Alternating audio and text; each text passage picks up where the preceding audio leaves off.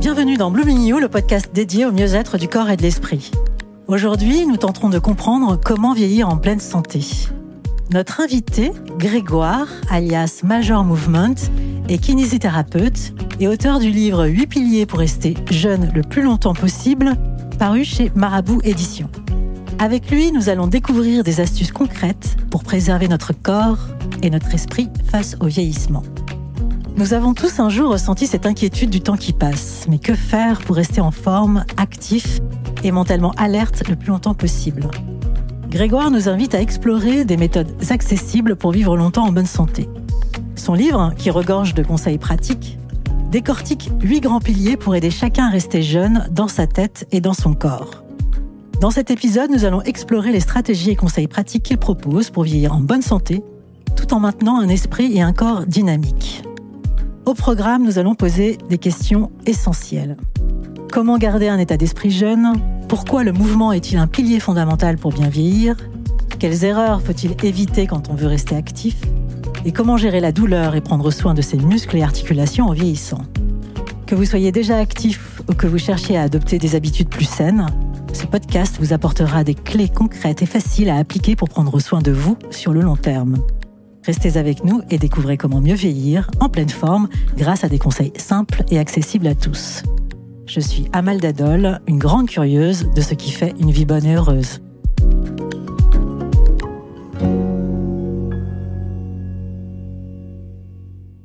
Grégoire, bonjour et bienvenue. Bonjour Amal, ça va ? Très bien, ravi de vous avoir. Moi, je suis très content. On repasse au vouvoiement pour les auditeurs ? Ouais, c'est très bien. Bon, très bien, repassons au vouvoiement. Alors Grégoire, vous insistez beaucoup sur l'importance de maintenir un esprit jeune dans votre livre. Qu'entendez-vous par là exactement ? J'ai eu la chance, de par mon métier de kiné, de voir des gens vieux avec un âge jeune. J'ai vu des gens à 50 ans, déjà abattus, qui se réveillaient le matin, pour qui la journée n'avait déjà plus rien à leur apporter. Pour qui il n'y avait plus de sens de la découverte, de l'apprentissage, de la découverte de l'autre et de la découverte de soi-même. Parfois, j'ai vu même des gens à 20 ans déjà penser comme ça. Et pour moi, en fait, bien vieillir, bien avant d'avoir un âge, c'est de se dire, est-ce que chaque matin quand je me réveille, j'ai encore envie de vivre ? Est-ce que chaque matin quand je me réveille, j'ai envie d'apprendre des nouvelles choses ? Est-ce que j'ai envie de changer ? Est-ce que j'ai envie d'évoluer ? C'est pour ça que dans ces 8 piliers qu'on verra peut-être à mal, si vous le souhaitez, le premier, c'est comment est-ce que je nourris mon état d'esprit ? Comment est-ce que je nourris mon cerveau ? Et on verra bien plus tard, tout au long du podcast et du livre, que finalement, tout nourrit mon cerveau et mon cerveau nourrit tout. Ça va dans les deux sens. Alors, pensez-vous que cet esprit jeune est réellement indépendant de l'âge ? Ah oui, heureusement. Je pense que non seulement c'est indépendant de l'âge, mais je pense qu'on peut accepter à certains moments de la vie de se sentir plus vieux, plus fatigué, plus las, pour mieux rebondir derrière. Et je crois que ce livre-là, c'est aussi celui qui vous aide à rebondir. Quand on a des moments où on se dit « je vois pas d'issue, je suis crevé, je suis fatigué, je mène une vie qui ne me convient pas et je vois pas de sortie possible. » Et ce livre, c'est un peu à ça. À la fois un très beau paradoxe entre l'acceptation de ce qui va nous arriver à tous et en même temps des vraies solutions pour pouvoir s'en sortir le mieux possible. Alors, peut-on vraiment compenser les effets physiques du vieillissement avec un état d'esprit positif ? Et une fois de plus, c'est là où on va plus loin. L'état d'esprit, c'est le moteur numéro 1. Mais c'est pas le seul suffisant. On va changer un peu de métaphore. Le fameux « quand on veut, on peut », je pense que c'est un bon point de départ. Parce que l'inverse, c'est surtout très vrai. Quand on ne veut pas, on ne peut pas. Mais la seule pouvoir de la volonté ne nous apporte pas les vrais résultats, ne nous apporte pas les vraies transformations, les vrais changements. Donc, c'est une première étape. C'est une étape nécessaire et obligatoire, mais ça n'est que la première marche, le premier pas. Alors, vous expliquez que bouger est le meilleur médicament gratuit qui existe. Expliquez-nous en quoi le mouvement est essentiel. Alors, aujourd'hui, et c'est l'angle que j'ai choisi dans le livre, c'est que je me suis dit, regardons ce qui nous tue. Regardons ce qui fait qu'on finit dans un lit beaucoup plus tôt que prévu, là où on aurait voulu continuer de vivre. On regarde les 10 causes de mortalité ou de handicap dans les pays développés dans lesquels nous vivons. En tout premier, il y a la dégénérescence cérébrale. En 2, les cardiopathies. En 3, les problèmes de cancer. En 4, les problèmes de poumons et ainsi de suite.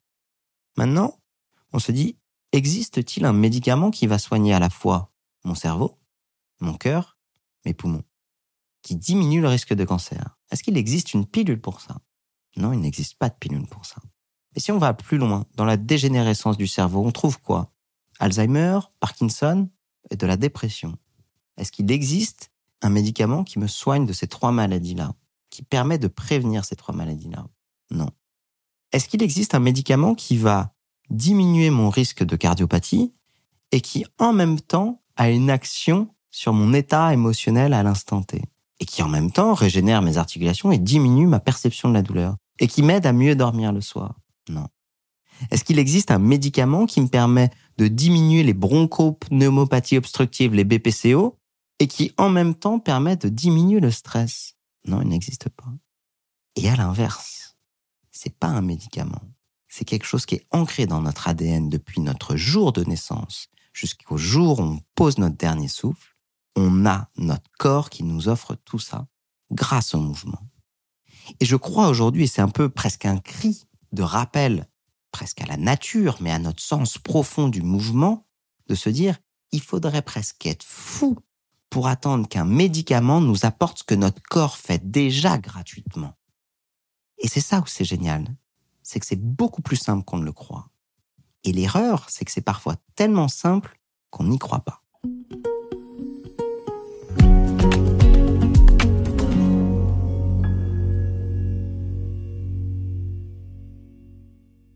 Alors, quels sont les 8 piliers que vous décrivez effectivement dans votre livre qui nous permettent de rester jeunes et plein de Je vous le fais dans l'ordre, Amal ? Allons-y. Donc on en a déjà vu 2, à savoir l'état d'esprit. En effet, il faut être ouvert d'esprit et prêt à changer un peu les idées qu'on peut avoir. Mon livre, c'est mon 3e. Moi, je suis kiné de formation. Et on pourrait se dire, oh, c'est encore un énième livre de santé et nous bien-être. Les injonctions, ça nous bassine, on en a un peu marre.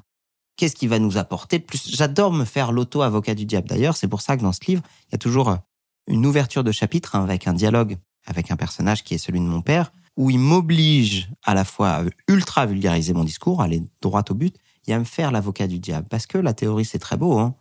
Mais si on l'applique pas à la pratique, je pourrais vous donner les meilleurs conseils de santé de la Terre. S'ils sont pas applicables à la vraie vie, ça n'a aucun intérêt. Et donc, le premier, c'est cet état d'esprit. Le deuxième, c'est de se dire, allons droit au but. Une fois de plus, je viens de la vraie vie. Ça va faire 14 ans que je bosse en tant que kiné. Les clés pour un corps en bonne santé, je les ai déjà données, je les répète à mes patients. Il suffit pas de donner les clés pour ouvrir la bonne porte. Par contre, mon job à moi, c'est de donner le trousseau de clés et de guider les gens pour tester les clés les unes après les autres, pour qu'ils puissent se les approprier, de se dire, celle-là, c'est la clé de chez moi, à l'instant T, c'est ce qui marche.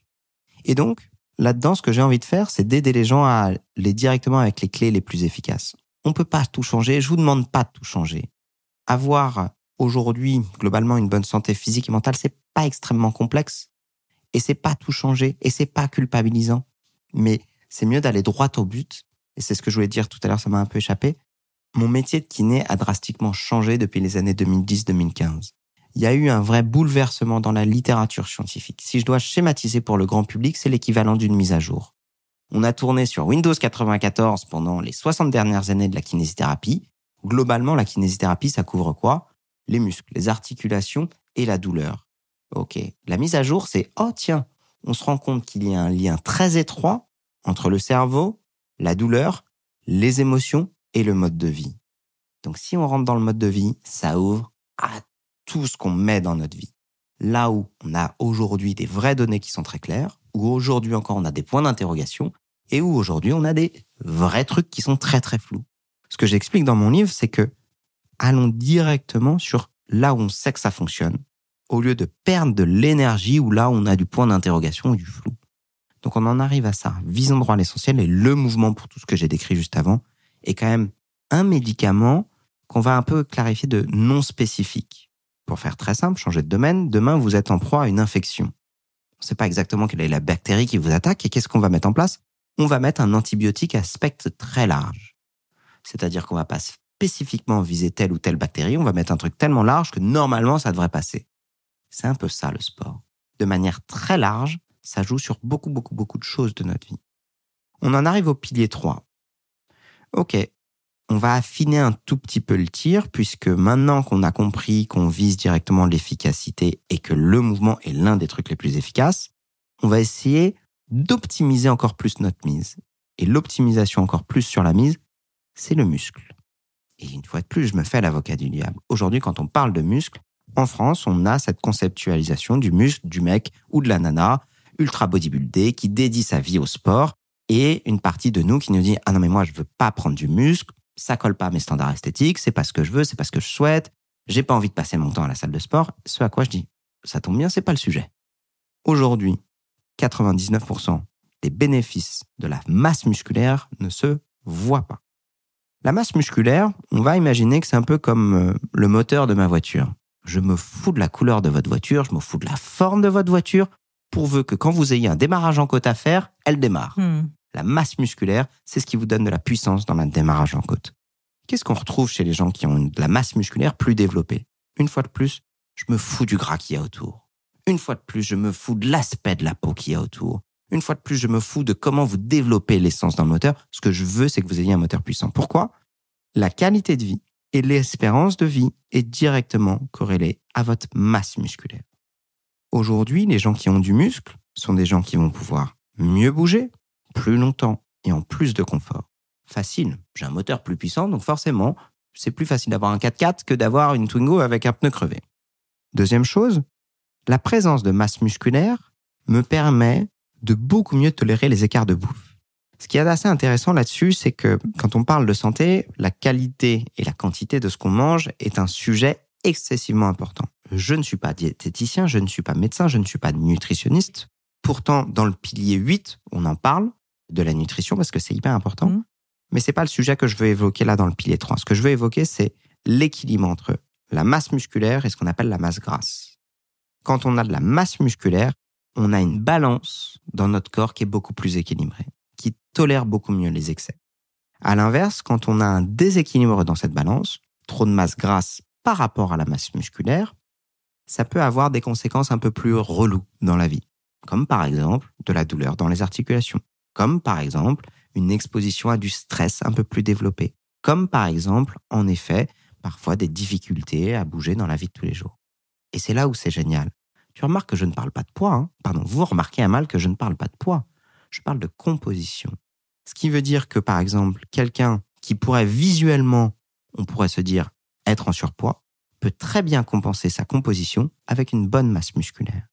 Et c'est là où j'invite les gens à changer de regard sur « Ah, ça c'est bien » ou « Ça c'est pas bien », mais plutôt de comment je me sens et comment je bouge et comment je m'entraîne et comment je mange et tout ça dans une balance beaucoup plus bienveillante et beaucoup plus globale que « ça c'est bien » ou « ça c'est pas bien ». Pilier 3.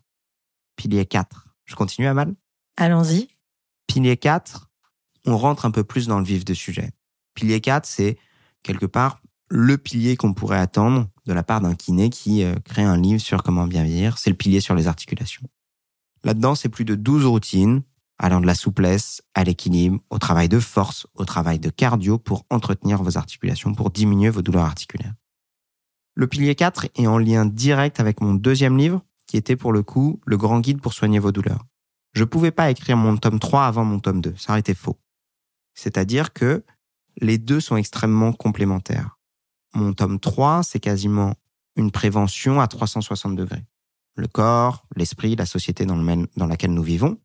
Mais parfois, on peut être freiné par une douleur. Et donc, le livre 2, c'était, OK, j'ai une douleur, j'ai de l'arthrose, j'ai un problème de dos, j'ai un problème de cervical, j'ai un problème d'épaule, j'ai un problème de genou. Ça, c'est dans le 2. Mais j'ai envie, à côté de ça, de me sentir bien entre mon corps, mon état d'esprit et le monde qui m'entoure. Ça, c'est plutôt le 3. Ensuite, les piliers 5 et 6, on parle du stress. Et peut-être qu'on en reparlera. Du lien entre le stress et le vieillissement, mais aussi de la différence entre le stress subi et le stress choisi et des changements que ça va avoir dans notre cerveau. Le pilier 7, c'est sur le bonheur. Mais au sens plus large, le bonheur d'un point de vue neurochimique, neuroscientifique. Sur quelles sont les hormones qui nous permettent d'être heureux, les fameuses hormones du bonheur.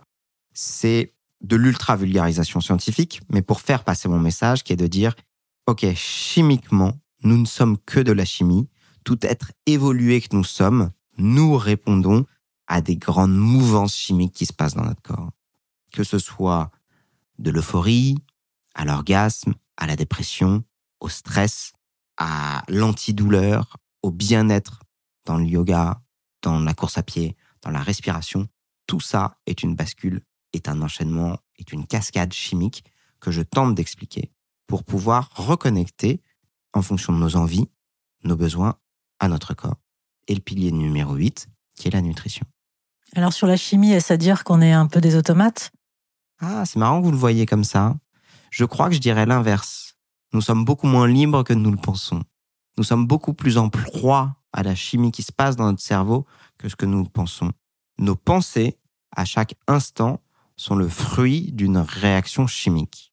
Le fait, on va prendre un exemple, que là, Amal, vous vous sentiez reposé, intéressé par ce que je raconte, n'est rendu possible que parce que votre corps est en harmonie avec l'instant présent. Si pour X raison, vous aviez une modification chimique qui peut aller de la douleur vive dans une articulation, à un désordre intestinal ou en proie à des émotions négatives, j'aurais beau dire la plus belle des choses, si vous, à l'intérieur, votre corps vous empêche de la voir, on passerait à côté. C'est ce que je trouve fascinant dans la santé. C'est que on considère les problématiques de santé qu'une fois qu'on y fait face. Une autre formule, c'est de dire, on peut avoir des problèmes dans la vie, mais quand on a un problème de santé, tous ces problèmes deviennent secondaires. Et malheureusement, on est tous passés par là dans notre vie. C'est-à-dire, je suis stressé par le boulot, il y a la réunion parents-prof, j'ai un trou dans mon jean, boum, j'ai un problème de santé, ça devient la top prio. Il est arrivé un truc à mon père, à ma mère, à mes gosses, boum, ça devient la top prio. Le Covid nous tombe sur la gueule, boum, ça devient la top prio. Et c'est une fois de plus ces paradoxes, cette dualité que j'adore, qu'on peut évoquer dans les podcasts, qu'on peut pas évoquer ailleurs sur les réseaux sociaux, qu'on peut évoquer dans un livre, qu'on peut évoquer dans un podcast quand on a le temps de l'expliquer, c'est que je suis certes professionnel de santé. Je suis passionné par la santé, mais je suis passionné par un truc plus fort encore, par la vie.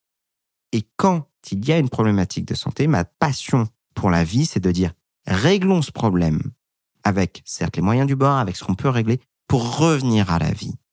Et pas l'inverse. Parce que si on veut passer notre vie à régler des problématiques de santé, on a de quoi faire, hein. C'est pas mon sujet, c'est pas mon propos. Quelque part, mon souhait à moi, c'est quoi? C'est que demain, les gens regardent le bouquin de Major Mouvement, lisent les 2-3 chapitres qui les intéressent, qu'ils le referment et qu'ils n'aient pas besoin de le réouvrir jamais de leur vie et de se dire, cool, soit ils confirment tout ce que je pensais et je fais bien de continuer sur ma route, soit il me dit, ah tiens, ça, je pourrais optimiser ça, je l'avais pas envisagé sous cet angle, c'est sympa ce qu'il m'a dit en plus, je me suis un peu marré, j'ai un peu chialé à la fin du bouquin, cool, je passe à autre chose. Qui sont les profils de personnes qui viennent vous voir? Tout le monde, de par ma spécialité aujourd'hui, ma spécialité à moi c'est le mal de dos. Donc déjà, il y a une tranche d'âge où on est le plus sensible d'avoir mal au dos, qui sont les 35-55. Hyper intéressant, ce que j'évoque aussi dans le bouquin, c'est la douleur. On pourrait croire que ceux qui ont mal au dos, ce sont les vieux. Sans être péjoratif du tout. J'adore, on va dire les gens matures pour pas que les gens s'offusquent, mais j'ai un profond respect pour nos aînés. Les vieux, c'est à partir de quel âge? Parce que moi, C'est ça, si on écoute le début du podcast, on peut être vieux à 20 ans, et on peut être jeune à 75. Donc vraiment, je parle vieux pour mettre une étiquette rapide dans la tête des gens. On pourrait penser que le mal de dos, c'est un truc de gens matures. C'est pas vrai. Les gens qui sont le plus exposés au mal de dos, c'est les 35-55. On dirait, tiens, c'est surprenant parce que l'os, l'articulation, l'arthrose, ça a plutôt tendance à évoluer. Et une fois de plus, c'est ce que j'explique dans mon chapitre de la douleur. J'aurais aimé pouvoir expliquer la douleur uniquement à cause de l'usure du corps. Ça aurait été simple à expliquer. Mon bouquin, il aurait tenu 2 pages. C'est pas le cas. Une fois de plus, l'apport des neurosciences nous montre ça. On a des gens qui ont des dos complètement flingués et aucune douleur, et on a des gens qui ont des dos qui sont en très bonne santé et qui ont des vives douleurs. Alors prenons un pas de recul. Pourquoi est-ce que ceux qui ont entre 35 et 55 ans ont plus mal au dos? Qu'est-ce qu'on cumule entre 35 et 55? Le moment où on prend le virage de la vie à 230 sur un virage en épingle.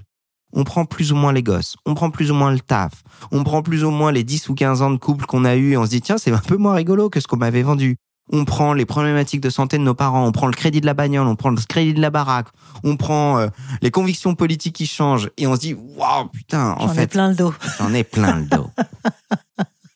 Et c'est pas une fausse métaphore. Il y a le sens métaphorique et vous avez tout à fait raison, mais il y a en fait à ça accumulé une dette de sommeil. Ouais. On bouge moins. Notre corps, oui, certes, vieillit un petit peu. On est plus en proie au stress et un stress multimodal et on s'éloigne de ce qu'on avait tendance à faire naturellement. Vous et moi, Amal, on a la chance d'être d'une génération où on faisait encore les choses naturellement. On jouait dehors naturellement, on bouffait plus naturellement, on se divertissait plus naturellement. On n'avait pas de téléphone. On n'avait pas de téléphone. Ouais. Ce qui sera malheureusement pas le cas. Je mets un petit message d'alerte, j'en profite parce qu'on va me prendre pour un gros casse-pied. Mais attention à nos jeunes. On est en train de les envoyer, mais eux, c'est même pas un virage qu'ils vont prendre, c'est un mur. Vous pourriez développer ? Bien sûr. On est dans une imposture massive. Quelque part, attention à ce que je vais dire, à mettre dans son contexte. On a eu la chance que le Covid nous ait montré la vie de merde dans laquelle on est en train de tendre et dans la société qu'on est en train de construire. À savoir, le Covid nous a fait de manière globale, internationale, vivre chez nous, sans sortir, avec que des interactions digitales, avec que des gens pour nous livrer la bouffe, avec une couplure complète de l'origine des produits qu'on mange, du mouvement, de la respiration, de la variété, des points de vue, de ce qu'on consommait comme information, comme source d'information, des rencontres. Mais le Covid est fini, mais on vit exactement dans la même prison. Et c'est ce qu'on est en train de continuer à perpétrer, à construire. On fait des conférences Zoom à ne plus savoir quoi en faire, alors qu'on pourrait juste passer un coup de fil ou aller prendre un café. On arrête de varier nos sources d'informations, on a toujours les mêmes sources d'informations, on croise toujours les mêmes personnes qui sont de plus en plus en train de créer des clivages dans les pensées qu'on a. On a de moins en moins de communication, on a de moins en moins de rapport à notre corps, on bouge de moins en moins. On n'achète plus des produits dont on connaît la source et qu'on prend le temps de cuisiner, on s'étonne de ne plus avoir le temps. Mais quelle vie de merde! Une fois de plus, c'est un appel au secours que je dis aux gens. Je nous souhaite d'ouvrir les yeux. Je ne dis pas qu'on est tous capables collectivement de rejeter la société dans laquelle on vit. Par contre, je pense qu'il est nécessaire d'avoir une prise de conscience qu'on n'est pas obligé de tout accepter et qu'on ne doit pas tout accepter. Et que les générations qu'on est en train de créer, on est en train de leur enlever le choix d'accepter. On crée massivement des cerveaux où on leur enlève le choix. Merci Aman pour cette tribune.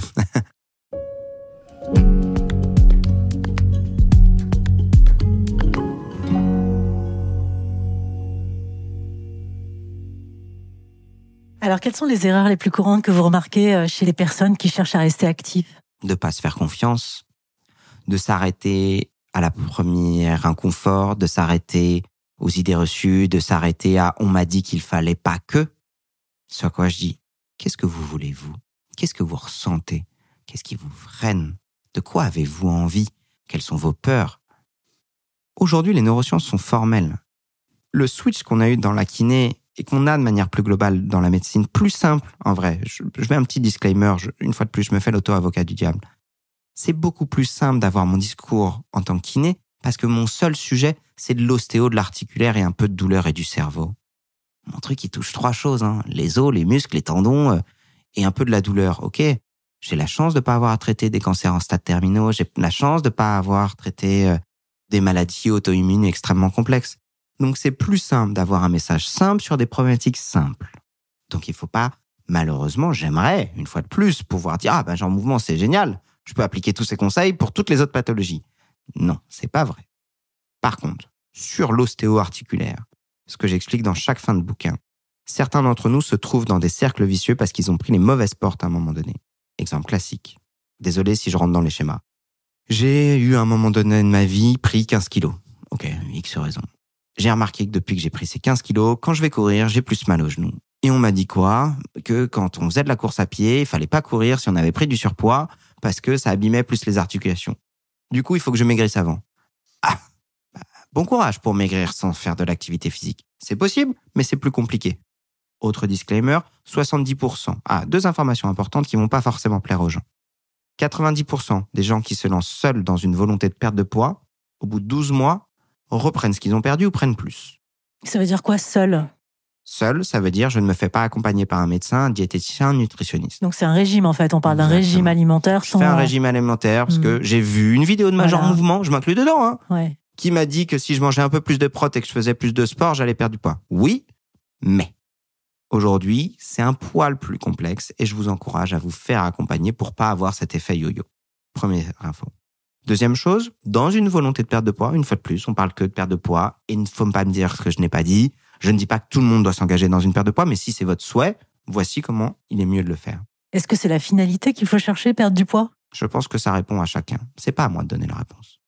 70% d'une perte de poids se fait dans l'alimentation, 30% dans l'activité physique. Donc, ne tombez pas dans le piège de se dire « je vais du jour au lendemain me mettre 5 séances de sport dans les dents », m'épuiser parce que quand vous faites 5 séances de sport, c'est très fatigant. Et où est-ce que je vais aller prendre mon énergie quand je suis très fatigué ? Dans la bouffe. et pour peu que vous soyez un peu en mode, je vais en même temps faire une restriction alimentaire, vous allez vous retrouver avec un frigo vide ou avec que des produits dits healthy. Et vous allez vous retrouver là en mode, ok, je suis fatigué, j'en ai marre, je me suis payé une séance de sport épuisante, j'ai qu'une envie, c'est de bouffer et de bouffer de la bouffe riche en énergie. Et là, on rechute. Et là, on va chercher un McDo. Exactement. Et c'est normal. Et on est tous passés par là. Et là, on se dit, c'est une histoire de volonté. Non, Micheline. Désolé pour les Michelines qui nous écoutent, mais on va prendre un autre truc, c'est de dire, tiens, en ce moment, j'ai envie de m'endormir. Du coup, ce que je vais faire, c'est que je vais pas dormir pendant 4 jours, parce que j'ai plein de boulot, j'ai des trucs à faire et tout. Et au bout de 4 jours, je suis fatigué, et puis je sais pas pourquoi, je me suis endormi sur mon canapé. C'est une question de volonté. Non. T'as juste poussé ton corps là où il ne pouvait pas aller. Donc c'est ça, cet accompagnement. C'est une fois de plus une forme de dualité de je veux atteindre mes objectifs, mais que j'accepte une part de lâcher prise.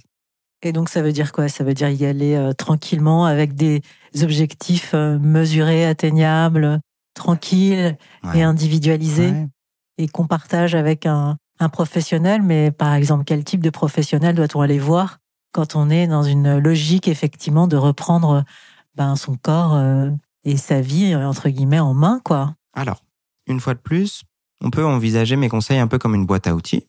Et que moi, je dirais que mes boîtes à outils, c'est des boîtes à outils qui conviennent à 70% des gens. Donc, ça ne va pas à tout le monde. Et ça ne convient pas à tout le monde. Mais globalement, je pense qu'on ne peut pas se tromper à en parler à son médecin. Bien. Maintenant, la réalité, c'est est-ce que tous les médecins sont formés là-dessus? Non, pas forcément. Oui. Et je ne leur jette pas la pierre, une fois de plus. Quand vous avez littéralement dans votre journée un gamin de 8 ans qui a une exposition potentielle à un cancer, sa grand-mère qui est en fin de vie, et juste après celui qui vient pour une tendinite du pouce, avoir juste derrière quelqu'un qui se lance dans une volonté de perte de poids, il y a un moment donné, il faut une gymnastique intellectuelle qui est quand même pas évidente. De deux, pour avoir cette gymnastique intellectuelle, il faut quand même avoir du temps et des conditions de travail qui nous permettent de le faire. Aujourd'hui, sans spoiler, d'un point de vue politique, on ne donne pas à nos médecins et à toutes les professions de santé, globalement, les moyens de bien faire notre travail. Bon, c'est une fois de plus, merci pour la tribune, Amal. Deuxième chose, je pense qu'on peut pas se tromper en parler à un médecin et globalement après un diététicien et ou un nutritionniste. D'accord. Alors, est-il possible de compenser des décennies de sédentarité par des routines simples à partir de 50 ans, par exemple? Oui, bien sûr. On va prendre une métaphore de la montagne. Même plus tard. Mais même plus tard.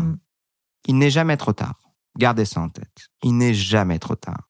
Vous seriez très surpris de voir ce que, 2 semaines de nouveautés peuvent vous apporter dans votre corps. C'est ce que j'explique dans le pilier 1. Comment devenir un super-humain. 21 trucs qu'on peut tous mettre en place dans notre vie.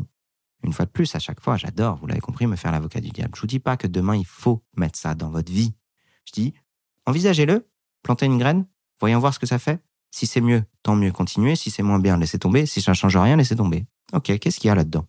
Diminuer la clope, diminuer l'alcool, dormir 8 heures par nuit. Essayez une fois dans votre vie de porter des charges lourdes. Testez un peu d'étirement. Allez voir ce que ça donne le yoga entre amis. Essayez de méditer tous les jours pendant une semaine. Rien de bien compliqué. Mais chacune de ces habitudes, soit prise individuellement, va vraiment améliorer votre qualité de vie et ou votre espérance de vie. Si vous les combinez, c'est encore mieux. Votre question, Amal, c'était: est-ce qu'il n'est jamais trop tard? Oui, pour commencer, en fait, alors qu'on a été sédentaire toute sa vie, il y a plein de gens qui n'ont jamais fait de sport, qui n'ont pas été éduqués au sport, enfant, et pour qui c'est difficile de se projeter dans une activité physique. Tout à fait. Et puis une fois qu'ils s'y projettent, c'est qu'est-ce que je vais faire, en fait? Exactement. Quel sport me plaît? Parce que la méditation, le yoga, c'est pas pour tout le monde. Exactement. Y en a, ça les gonfle. Oui. Voilà. Bien sûr. Donc il y en a, c'est peut-être autre chose, le basket, le volley. Comment savoir ce qu'on a envie? Comment s'y mettre? Comment commencer et poser la première pierre, j'ai envie de dire. Alors, vous avez très bien résumé l'enjeu, en fait. Ce qui est intéressant là-dedans, c'est que, pour répondre à votre première question, non, il n'est jamais trop tard. Si on prend ces 21 habitudes, on se rend compte que finalement, il n'y a pas une date de péremption sur ces habitudes-là. On peut les faire à tout âge. Sur comment se mettre à l'activité physique, vous l'avez hyper bien résumé, Amal. Aujourd'hui, de ce qu'on sait de l'activité physique, le critère numéro 1, il est complètement déculpabilisant de l'activité physique, c'est le plaisir. Pourquoi ? Parce qu'on sait que pour avoir les bénéfices de l'activité physique, il nous faut de la régularité. Et aujourd'hui, nous sommes tous humains, on a une vie à côté, et en vrai, proposer à des gens de se faire chier dans des séances de sport qui les emmerdent, on se rend compte qu'ils n'arrivent pas à tenir sur la distance. À l'inverse, leur proposer des trucs dans lesquels ils se sentent bien, globalement, ils arrivent à l'intégrer à leur routine et ça devient une source de plaisir. Modulo, oui, bien sûr, il y a des fois on n'est pas motivé, oui, bien sûr, il y a des fois on n'a pas envie, et c'est ok, et c'est normal. Je connais aucun sportif, y compris à très haut niveau, qui parfois n'a pas envie. La formulation de ma phrase est fausse, mais je pense que les gens ont compris. Donc, comment est-ce qu'on fait pour trouver du plaisir ? C'est ce que j'explique dans le bouquin. Ok, qu'est-ce qui vous fait plaisir ? On peut l'évoquer ensemble. Est-ce que c'est une belle tenue quand vous pratiquez ? Est-ce que c'est la proximité de votre lieu de travail ? Est-ce que c'est les copains-copines que vous allez vous faire ? Est-ce que vous êtes célib en ce moment et vous voulez potentiellement rencontrer du monde ? Est-ce que vous voulez un lien avec la spiritualité ? Est-ce que vous voulez un truc anti-stress ? Est-ce que vous voulez perdre du poids ? Est-ce que vous voulez prendre du poids ? Est-ce que vous voulez reshaper votre corps ? Est-ce que vous voulez rencontrer du monde ? Est-ce que vous voulez être à l'extérieur ? Qu'est-ce qui vous fait plaisir ? Est-ce que vous voulez de la compétition ? Est-ce que vous voulez du fun ? Est-ce que vous voulez apprendre ? Il y a un sport pour ça, plus ou moins pas loin de chez vous. D'autres choses. Ce qui vous a fait plaisir à 30 ans n'est pas forcément ce qui vous fera plaisir à 40, ce qui ne sera pas forcément ce qui vous fera plaisir à 50. Ça, c'est génial. Vous-même, vous vous mettez à jour en permanence, vous évoluez, vous changez, vous avez d'autres envies. Suivez-les. Ça, je dirais que c'est la base. Je prends cette métaphore parce que je trouve que c'est celle qui parle le plus aux gens. On va envisager l'activité physique et le sport un peu comme un compte en banque. Mieux vaut avoir 3 € que 0 €. Mieux vaut avoir 10 € que 3 €. Pour l'activité physique, c'est pareil. Le niveau, entre guillemets, minimum de ce que je recommande aux gens, c'est de mettre de l'activité physique dans leur vie. Et devinez quoi, vous le faites déjà. Au moment où je vous parle, à mal, j'ai ma main droite qui bouge à droite, qui bouge à gauche. Ok, c'est du mouvement. Au moment où je vous parle, les modulations de ma voix font des modulations respiratoires, c'est du mouvement. Tout, sauf la sédentarité, est du mouvement. Donc ça, déjà, félicitations, vous le faites déjà, et c'est des points de vie que vous prenez. Devinez quoi, certaines personnes ne font même pas ça. Donc, ma première marche, c'est commencer par prendre conscience que le mouvement est partout. Deuxième chose, vous pouvez, dans votre vie, mettre de l'activité physique qui vous paraît anodine, qui est du temps de mouvement. Je descends un arrêt de métro plus tôt. Mince, j'ai oublié mes clés, je suis obligé de me taper un aller-retour. Génial, les amis. Je trouve pas la place de parking la plus proche de là où je veux m'égarer. Génial, les amis. Oh, l'ascenseur est en panne. Exactement, l'ascenseur est en panne. Génial, les amis. Merde, j'ai oublié mon caddie, je vais être obligé de porter mes courses. Génial, les amis. Ce qui est drôle, ce que vous portez aujourd'hui, c'est ce que vous n'aurez pas besoin de porter demain. L'effort que vous faites aujourd'hui, c'est des points de vie. Changez de regard sur les contraintes physiques. Changez de regard sur les contraintes physiques. Ok, là, c'est des petits investissements faciles à mettre en place, qui ressemblent à des contraintes, mais si on change de regard, on se dit, en fait, c'est cool. En fait, c'était pas ce que j'avais prévu. Oh, génial, de l'imprévu dans ma vie. Parfait, c'est bon pour mon cœur, mes articulations et pour tout ce que j'évoque. Je vais aller plus loin dans mon investissement. Aujourd'hui, j'ai pas choisi le mot investissement par hasard, et sans lien avec l'aspect financier, on va s'en inspirer. Demain, vous pouvez faire des bons et des mauvais investissements. Si on joue au Monopoly, mieux vaut prendre les jaunes et les rouges, parce que statistiquement, c'est là où tout le monde joue quand on joue au dé, que c'est quoi tout au bout la rue de la Paix. Oui. D'accord ? Ça coûte très cher et c'est pas très rentable. Bien. Le meilleur investissement que vous puissiez faire aujourd'hui pour votre corps, c'est le travail de force. Oh. Ça veut dire quoi, ça ? Pousser, porter ou tirer du poids que vous soyez capable de faire, entre 6 et 10 fois, mais pas au-delà. C'est-à-dire que quand vous arrivez à la 6e, 7e, 8e répétition du mouvement, votre corps n'est plus capable d'en faire plus. Ça, c'est que vous êtes en train de travailler votre force. On peut composer la manière suivante.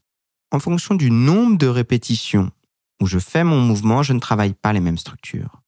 Par exemple, on va prendre un mouvement de squat pour que tout le monde ait ça en tête. Un mouvement de squat, si vous savez pas ce que c'est pas grave, on s'en fout des mots, c'est pour nous, pour avoir un champ lexical. Le squat, c'est je m'assois, je me lève. Ok ? Bon. On va mettre un poids. 20, 30, 40, 50 kilos dans vos bras et vous allez vous asseoir et vous lever. Vous comprenez que c'est plus la même chose. Bien. Si vous prenez 50 kilos dans les bras, vous vous asseyez, vous relevez 1 fois, 2 fois, 3 fois, 4 fois. Vous arrivez à ce qu'on appelle l'échec musculaire et que cet échec est compris entre 5, 6, 7, 8, 10, 12 répétitions. La structure qui est arrivée en échec, celle qui vous a empêché d'aller plus loin, c'est pas vos muscles, c'est votre cerveau.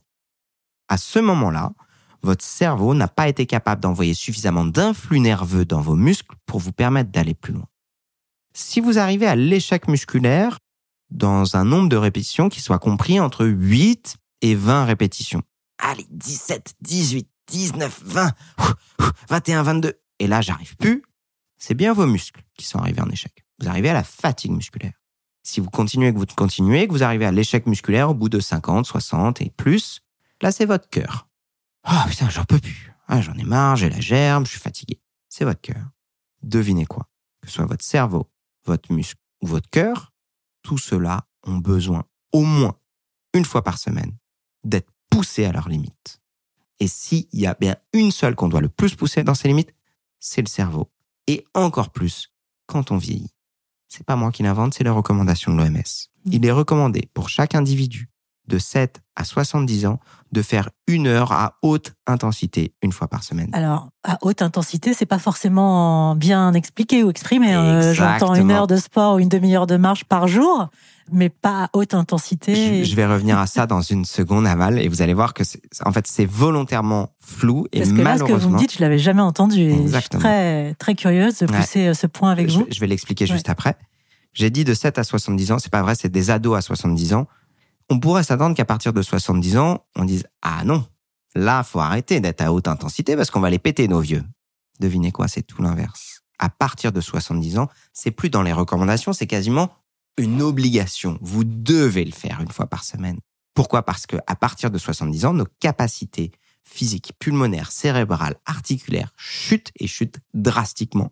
Donc pour que quelqu'un de 72 ans soit maintenu au stade de quelqu'un de 70 ans, il doit quasiment envisager sa vie comme un athlète professionnel. J'exagère volontairement pour choquer les gens à changer de logique. La logique qu'on a dit pendant longtemps, c'est « Oula mamie, repose-toi ». Parce que si jamais tu pousses, tu vas te fatiguer. Ce à quoi je dis tout l'inverse. Non mamie, vas-y, parce que c'est ça qui va faire que tu seras moins fatigué demain. C'est tout le paradoxe. On va prendre un exemple pour que les gens comprennent et après je vais revenir sur ce que ça veut dire sur la haute intensité.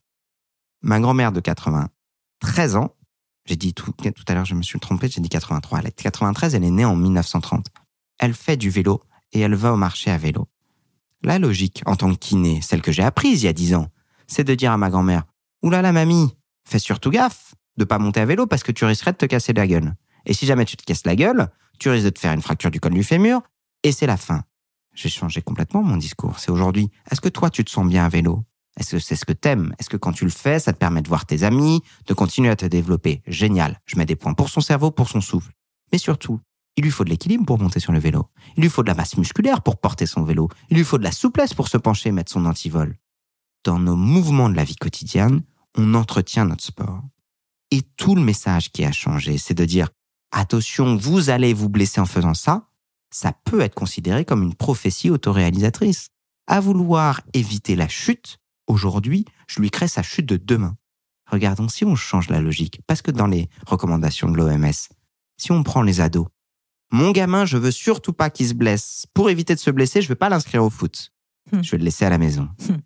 On voit la logique. J'ai même pas besoin de développer. Il y a encore beaucoup de parents qui sont dans cette logique-là. Bien sûr, malheureusement, il y a beaucoup d'enfants qui sont comme ça pour leurs parents aussi. Ça m'est arrivé en tant que kiné de me faire engueuler par des enfants de 70 ans pour la prise en charge de leurs parents de 90 ans. Parce que je leur ai fait faire du squat, parce que je les ai fait bouger. Le grand sourire du papy et de la mamie à la fin. Ah, c'était dur, mais je me suis senti vraiment bien. Génial, je lui ai mis des points de vie dans les dents à celui-ci. Et le père, mais vous savez, le fils, pardon. Mais vous êtes complètement dingue, il a de l'arthrose dans le genou, il faut surtout pas lui faire ça. Bah génial, laissez-le dans sa chaise. Laissez quelqu'un dans sa chaise à 90 ans pour surtout pas bousiller son genou, vous le retrouvez dans 6 mois, c'est finito. Merci pour cette 3e tribune. Du coup, je vais quand même répondre à votre question parce que vous me l'avez posée. Oui, sur l'intensité, c'est quoi? C'est arrivé jusqu'à la zone rouge? Ouais. Alors, maintenant, c'est là où je suis cool quand même dans mon discours. Une fois de plus, je vous ai dit, c'est le meilleur investissement. Est-ce que vous pouvez vivre sans le meilleur investissement? Bien sûr. Bien sûr que si la seule chose qui vous plaît, c'est la marche et le yoga et la respiration, très bien pour moi, je suis tout à fait fine. Si vous êtes à un moment donné de votre vie, vous dites, tiens, ça m'intrigue ce qu'ils me disent kiné, j'ai envie d'aller tester. Je vous dis, génial, cool, j'ai réussi à planter une graine et on va voir comment ça germe ensemble. Il n'y a pas de solution miracle, il n'y a que des compromis. Donc mon discours, ce n'est jamais de faire culpabiliser celui qui fait ce dans quoi il est bien. Parce que la santé, c'est d'abord être bien. Ce que j'explique dans le pilier 1, c'est que un esprit sain dans un corps sain, c'est pas un corps d'Apollon dans un état d'esprit de psychopathe. Je vais pas faire ça.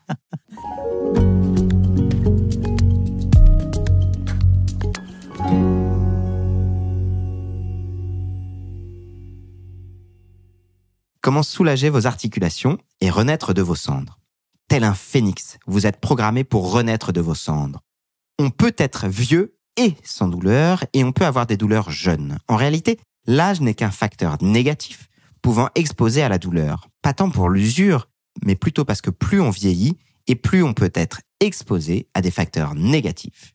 Vous l'aurez donc compris, sans surprise, le traitement, c'est le mouvement. Reste à savoir lequel et comment le faire. Tout est dans le dosage. Vous voyez, c'est là où ça devient magnifique. Si l'on comprend que le corps se régénère par le bon dosage de mouvement et qu'activer sa régénération au bon dosage permet de reprogrammer non seulement son corps, mais aussi son cerveau.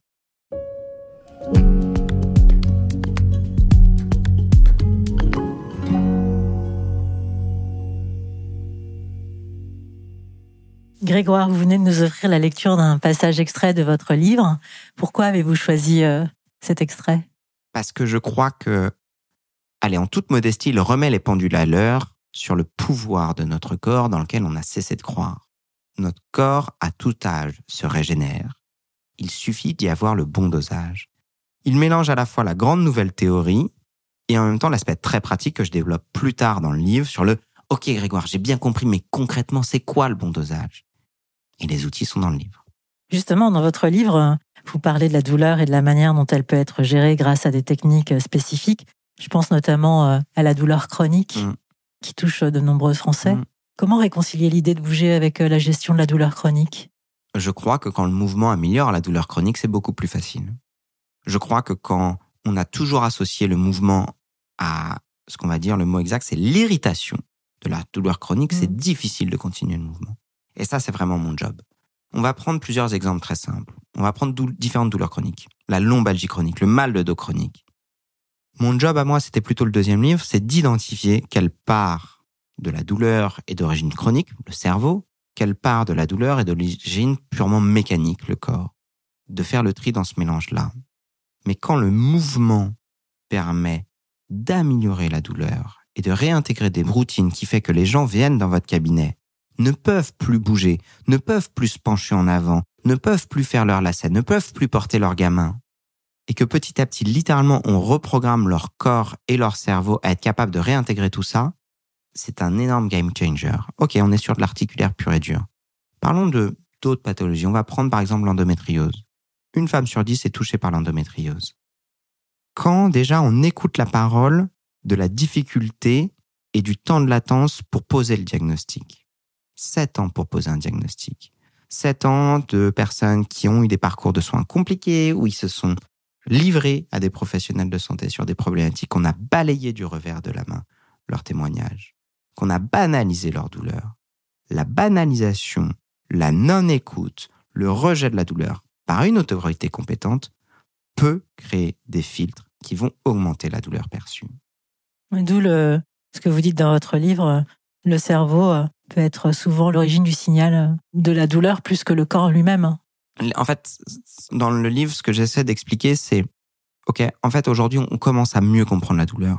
On commence à mieux comprendre comment la douleur fonctionne. Et la métaphore, je crois, la plus simple que j'aimerais que les gens gardent en tête, c'est que on va considérer la douleur comme un sens. Quand vous sentez une odeur, vous avez des capteurs dans votre nez qui sentent une odeur. Vous avez vos nerfs olfactifs qui font le lien entre ces capteurs et votre cerveau interprète l'information donnée. Là, on est tous les deux en train d'enregistrer le podcast. Si vous et moi, on sent une odeur de parfum, on va trouver ça cohérent. Si à l'inverse, on sent une fuite de gaz, on va avoir tous les deux une réaction d'inquiétude légitime de se dire « Oula, si jamais il y a une fuite de gaz, il faut qu'on se barre en courant et qu'on ouvre les fenêtres. » Si par contre, il y a du monoxyde de carbone, notre nez n'est pas capable de le capter et on s'en rendra compte quand on va découvrir notre cadavre. C'est super l'histoire. Ce que je veux dire par là, c'est que si on considère la douleur comme un sens, on comprend que c'est un sens qui est forcément imparfait, mais que seulement les capteurs, c'est-à-dire le corps, n'expliquent pas à eux seuls la douleur.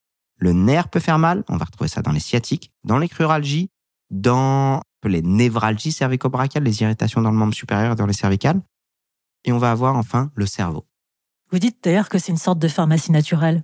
C'est pour aller plus loin, c'est de comprendre en fait que quand mon message douloureux arrive dans le cerveau, littéralement, en fonction de ce que j'ai vécu dans ma vie, mes antécédents, mes traumas, mon éducation, ma génétique, en fonction du contexte dans lequel la douleur est survenue, un accident de voiture, un arrêt de travail, une chute à vélo, et de comment je me projette demain.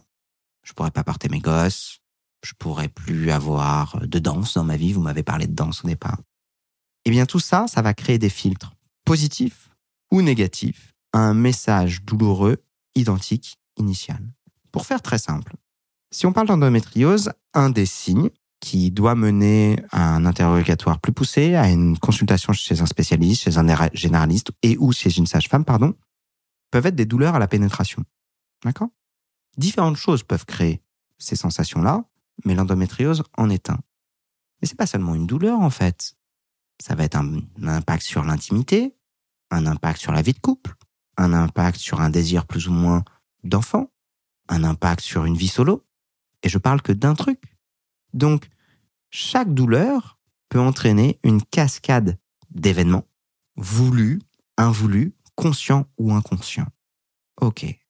Parfois, c'est extrêmement complexe. Et parfois, on peut se dire, j'accepte que ce soit très complexe, mais c'est pas parce que je ne comprends pas tout que je ne peux pas mettre en place des choses qui vont diminuer ma douleur ou l'impact de la douleur sur ma vie. C'est là où ça devient fascinant, je vais finir là-dessus. Il y a parfois un raccourci très très rapide et dans lequel je ne souhaite pas que nos auditeurs tombent. Oui, mais moi j'ai quand même bien mal. Oui, je suis entièrement d'accord avec vous. Je ne dis pas que la douleur est dans votre tête, mais en fonction de ce qui se passe dans notre tête, la douleur perçue peut être augmentée ou diminuée. Et c'est pour ça que malheureusement, j'aimerais pouvoir avoir la solution ultime pour tout le monde. Je ne l'ai pas. J'invite toujours les gens à aller consulter des spécialistes pour aller plus loin, de prendre en compte que ce que vous avez vécu malheureusement peut créer des filtres négatifs et de comprendre que ce que vous vivez aujourd'hui peut créer des filtres positifs. Et donc, c'est pas complètement déconnant de se dire, tiens, je souffre d'une douleur chronique, quelle qu'elle soit. On a parlé de la lombalgie, on a parlé d'endométriose, on peut parler des douleurs type des maladies de Crohn, on peut parler d'un syndrome d'Ehlers dans l'os, on peut parler de fibromyalgie. C'est pas complètement con de se poser la question, tiens, est-ce que si pendant 3 semaines où je dors mieux et je sais que la restriction de sommeil est un facteur aggravant de douleur chronique, est-ce que quand dans 3 semaines je dors mieux, est-ce que je vis mieux une partie de mes symptômes ? Je ne dis pas que ça va soigner vos douleurs. Je dis que vous allez mieux vivre avec vos symptômes. Et quand on voit la place que la douleur chronique peut prendre dans la vie de certaines personnes, de vivre avec un truc qui prend un tout petit peu moins de place, c'est OK. OK, je parle du sommeil, je parle de l'alimentation, je parle de l'activité physique, je parle aussi de la méditation.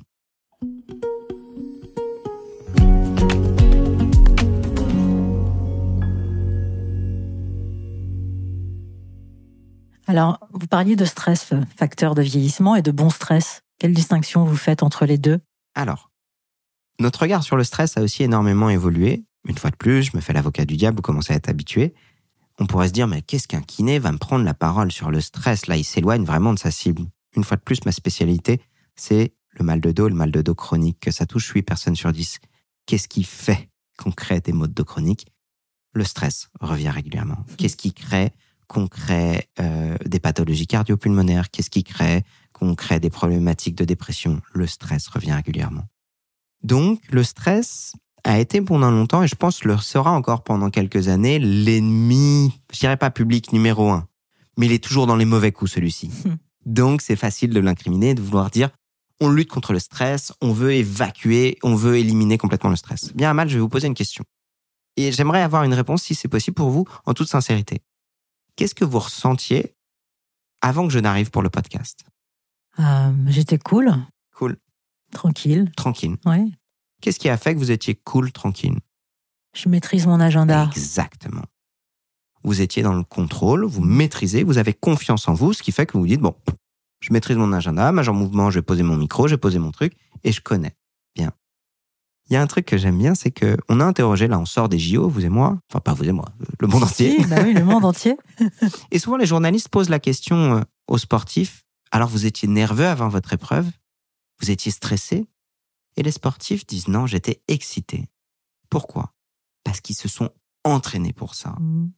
Le fait que vous receviez Major Mouvement, le fait que je parle pas de moi, Alain Delon, hein, c'est vraiment, je parle de vous, de votre point de vue. Hein.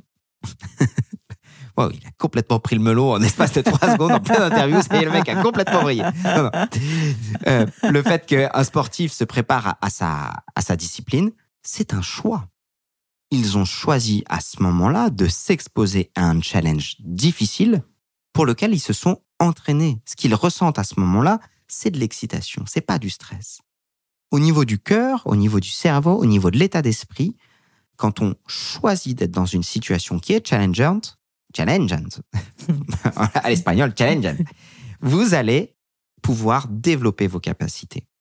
À l'inverse, vous aviez rendez-vous avec moi à 15h30, pas de chance, vous êtes bloqué dans les embouteillages, votre téléphone a plus de batterie, et vous vous dites, oh là là, j'ai galéré pour faire en sorte d'avoir ce rendez-vous, ça va, pour qui je vais passer si jamais il me répond, je lui réponds pas, et qu'il me loupe, et qu'il se barre, je vais me griller à vie, et plus jamais je pourrais avoir ce gars-là qui avait l'air sympathique. Ouais, puis arriver en s'excusant, c'est horrible. C'est horrible. Je déteste. Voilà. Vous n'êtes pas du tout dans le contrôle, vous êtes très loin de ce pourquoi vous êtes habitué et formé, ça va générer du stress, c'est du stress subi. Ce qu'on sait aujourd'hui, c'est que l'exposition régulière à du stress subi peut créer des modifications hormonales dans notre cerveau qui va devenir du stress chronique. Et ce qui était censé être bon pour nous et nous permettre de dépasser nos habitudes, ce fameux sortir de la zone de confort, mais c'est une réalité, sortir de sa zone de confort, c'est en fait en réalité un moyen de montrer à notre corps et à notre cerveau qu'il est capable de faire plus et du coup de faire en sorte que des choses qui étaient au départ difficiles, un nouvel apprentissage devient facile. Ok ? Eh bien le stress subi, celui-ci serait plutôt mauvais pour notre santé si en plus de ça il est fait de manière régulière. On en revient à mon tout premier pilier, l'état d'esprit. Malheureusement aujourd'hui certaines personnes subissent des choses qui deviennent trop dures pour elles et ont peut-être perdu la capacité de lâcher. Ou au contraire, de se faire aider quand ils sont pas capables de lâcher. Et mon livre aussi, c'est un peu ça, c'est de se dire, si je ne suis pas capable à ce moment-là de transformer mon stress subi en stress choisi, c'est pas un mauvais choix de prendre un coup de fil et d'appeler un psy. Pas d'en parler pour la énième fois à sa copine Nathalie qui pourra rien faire pour vous parce qu'elle est pas formée. Mais d'aller voir un professionnel. Parce que l'environnement, parfois, ne peut pas être supporter d'une... Parce que c'est pas leur job. Parce que Nathalie, elle va pas vous poser les questions qui fâchent. Nathalie, elle va vous brosser dans le sens du poil parce que c'est votre amie et que vous n'allez pas tout lui raconter. Un regard extérieur, un avis d'un professionnel, ça n'a rien à voir avec se confesser avec ses amis.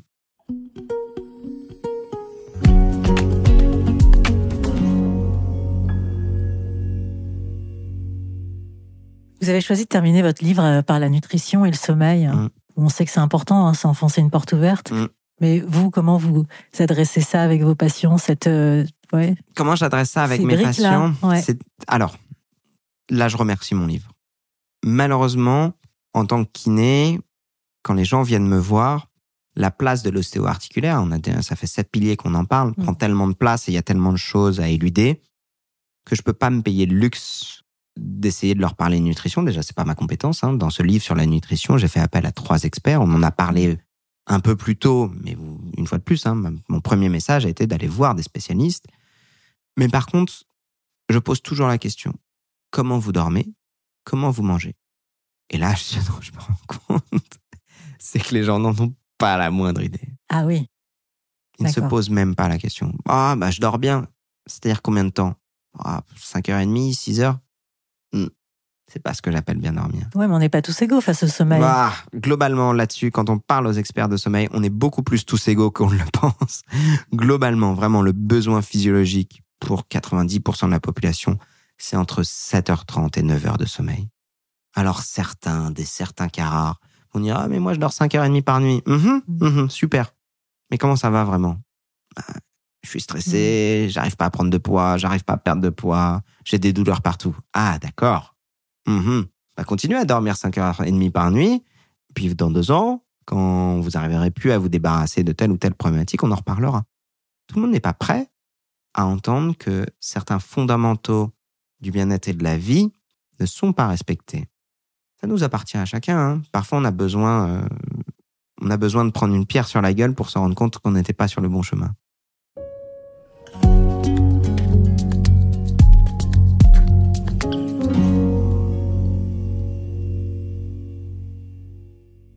Pourquoi vous faites ce que vous faites aujourd'hui ? Je crois parce que ça m'amuse. Comment vous êtes arrivé à devenir kiné ? Qu'est-ce qui motive vos actions, vos livres, vos contenus, Je pense que tout ce que vous partagez ? Je crois que c'est ce que j'évoque dans le livre. Chaque ouverture de pilier, et pour la première fois, ce que je fais relativement peu, je parle peu de moi. Parce que je considère que mon message est plus important que la personne qui l'incarne. Je suis obligé de jouer un peu le jeu de la personne qui l'incarne, parce que si je donne que le message, on ne sait pas à qui faire confiance. Mais dans ce livre, chaque ouverture de chapitre, ce dialogue avec mon père, je donne un peu de moi. Et la finalité, elle vient dans les 2 dernières pages. Alors, je ne vais pas le spoiler là pour pas spoiler les gens qui n'auraient pas lu le livre. Mais il y a chez moi une volonté forte de rendre la vie meilleure, de réparer ce qu'il y a à réparer et nourri par une insatisfaction de ce qu'il y a. Je crois que si les gens m'ont écouté quand j'ai dit merci Amal pour cette tribune, c'est vraiment Grégoire qui parle, c'est plus Major Mouvement. Quand je dis attention, on est en train de mettre nos jeunes droit dans le mur, c'est que on peut le voir à 2 échelles. Ça me fait de la peine de voir l'espèce humaine aller dans la direction dans laquelle on a et ne pas être capable d'être à l'écoute des choses qui sont évidentes. Et ce rappel au corps, c'est de revenir à quelque chose qui est évident. Il y a un moment donné, dans le sport, dans le rappel au corps, dans la faim, dans la fatigue, dans la soif, on s'en fout du job que vous avez, on s'en fout de votre statut, on s'en fout de combien vous gagnez à la fin du mois, on s'en fout de vos grands idéaux. Votre corps vous parle, écoutez-le. À la fin de la vie, quand chacun d'entre nous, un jour, fera notre dernier souffle, peu importe qui vous êtes, ce qui compte, c'est ce que vous aurez vécu, l'amour que vous aurez donné, le temps que vous aurez partagé avec les gens que vous aimez. Et je crois que c'est un peu ce côté, j'aime dire ça, mais ce cri du cœur est de rappel aux fondamentaux pour pas se tromper de direction. Et qu'aujourd'hui, on vit dans une société où les appels à la perte d'attention pour des choses qui sont complètement futiles me font extrêmement peur. Et que j'ai envie de rappeler aux gens l'essentiel. Ça, c'était le côté un peu ce que j'ai envie d'apporter aux gens. Et puis, on pourrait le voir aussi, pour être tout à fait franc, d'un point de vue un peu plus égoïste. Pour moi, pour mes enfants, je nous souhaite de pouvoir avoir des vrais temps comme ça, où on se parle pour de vrai autour d'une table. Aucun de nous deux n'a sorti son téléphone pour répondre à 3 WhatsApp qui ne servaient à rien. Qu'on puisse se dire, tiens, avec mes enfants, je vais aller faire une balade le long du canal du Midi et juste vivre l'instant présent. Je crois qu'il y a beaucoup de ça, un rappel aux choses simples. En quoi croyez-vous ? Aujourd'hui, ma première réponse, ce serait de se dire, je crois fondamentalement que l'homme est bon s'il accepte de voir ce qu'il a de bon en lui. Et si il arrête de passer son temps à regarder ce qu'il n'aime pas. Il y a des tas de choses qu'on n'aime pas chez nous. Elles sont là, on ne peut pas s'en séparer, il faut apprendre à vivre avec, mais il ne faut pas oublier tout ce qu'il y a de bon en nous. Qu'est-ce qui vous émeut, vous inspire ? Très honnêtement, les instants simples avec mes enfants. La simplicité de la simplicité avec mes enfants. Le matin, ma fille se réveille un peu plus tôt. Et il y a cet instant un peu volé, littéralement sans rentrer dans de la grande poésie, un peu entre chien et loup, il fait sombre. Je me fais couler mon café, je lui fais son thé. Et on se raconte chacun nos rêves ou ce qu'on a pensé. C'est complètement loufoque, ça n'appartient à rien, il n'y aura jamais de trace de tout ça. Juste pour nous 2. Qu'est-ce qui vous fait du bien ? Les mêmes choses, les mêmes instants, m'écouter, la déconnexion totale. Les grandes conversations qui n'ont ni queue ni tête, où on s'accorde la liberté de refaire le monde et juste de balancer des idées qui ne servent à rien et de se dire, tiens, à la fin, je me suis senti plus inspiré. Qu'est-ce qui vous rend fier ? Que plus grand-chose ne... C'est... Plein de choses. Plein de choses et rien à la fois. Allez, je vais dire ça, d'accepter enfin cette dualité chez moi. Votre mantra ou la phrase que vous vous dites pour vous faire du bien, qui vous fait du bien ? La vie est un cadeau et il faut jamais l'oublier. Eh bien, merci Grégoire. Merci Amal. Merci à tous. Alors, en écoutant Grégoire aujourd'hui, nous avons compris que bien vieillir, c'est avant tout prendre soin de soi de manière globale, en combinant un esprit positif avec des actions concrètes. Les 8 piliers qu'il propose ne sont pas des règles strictes, mais des opportunités pour chacun de mieux vivre à son rythme et selon ses propres besoins. L'essentiel est de commencer petit, sans pression, que ce soit intégrer un peu plus de mouvement, repenser son rapport au stress ou prendre soin de ses articulations. Chaque geste compte et contribue à un mieux-être global. Vieillir en pleine forme est un chemin, pas une course. Prenez le temps de découvrir ce qui vous convient et avancez à votre propre rythme. L'important, c'est de prendre soin de soi et de profiter de la vie à chaque étape. Voilà, chers auditeurs, vous le savez, l'aventure ne s'arrête jamais ici sur Blooming You. Avant de partir, un petit rappel. Nous sommes un média indépendant et dans le monde d'aujourd'hui, ça veut dire quelque chose. Chaque souscription, chaque soutien, c'est ce qui nous permet de continuer à vous offrir du contenu authentique, libre et inspirant. Alors il y a plein de façons de nous soutenir, que ce soit en cliquant sur « Rejoindre » si vous êtes sur YouTube ou directement sur le site bloomingyou.fr. On ne va pas se mentir, le soutien financier est essentiel. Mais bien sûr, si vous ne pouvez pas souscrire, tout, ou plutôt presque tout, reste accessible comme toujours, gratuitement. Alors, êtes-vous prêt à rejoindre notre cercle privilégié ? Si oui, vous savez où cliquer.